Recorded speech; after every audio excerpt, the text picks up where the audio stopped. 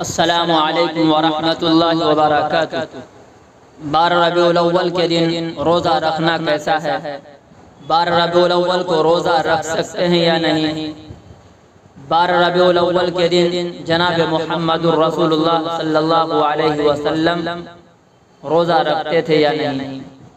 اس سلسلے میں میں آپ حضرات کے سامنے بات کرنے جا رہا ہوں۔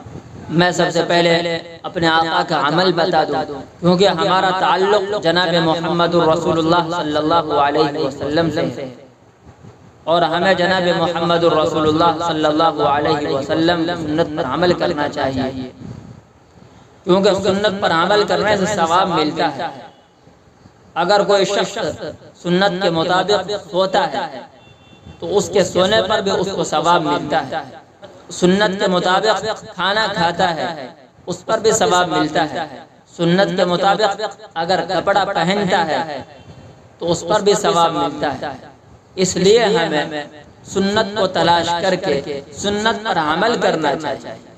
دیکھیے جناب محمد رسول اللہ صلی اللہ علیہ وسلم پیر اور جمعرات کو روزہ رکھتے تھے۔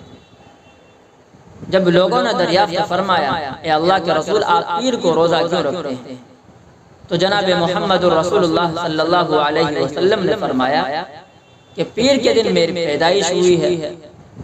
تو دوستو پیر کے دن جناب محمد رسول اللہ صلی اللہ علیہ وسلم روزہ رکھتے تھے، اس دن بھی آپ روزہ رکھ سکتے ہیں۔ لیکن بعض لوگ یہ سمجھتے ہیں کہ 12 ربیع الاول کو جناب محمد رسول اللہ صلی اللہ علیہ وسلم کی پیدائش ہوئی ہے، اس دن روزہ رکھنے میں زیادہ ثواب ہے، جبکہ ایسا نہیں۔ جناب محمد رسول اللہ صلی اللہ علیہ وسلم 12 ربیع الاول کے بجائے پیر اور جمعرات کو روزہ رکھتے تھے۔ اسی طرح ہر مہینے کے اسلامی تاریخ کے 13، 14، 15 تاریخ کو روزہ رکھتے تھے۔ تو آپ پیر اور جمعرات کو اسی طرح 13، 14، 15 تاریخ کو روزہ رکھ سکتے ہیں، یہ روزہ رکھنا سنت ہے۔ لیکن یہ سمجھنا کہ 12 ربیع الاول کو روزہ رکھنے میں زیادہ ثواب ہے، جبکہ ایسا نہیں۔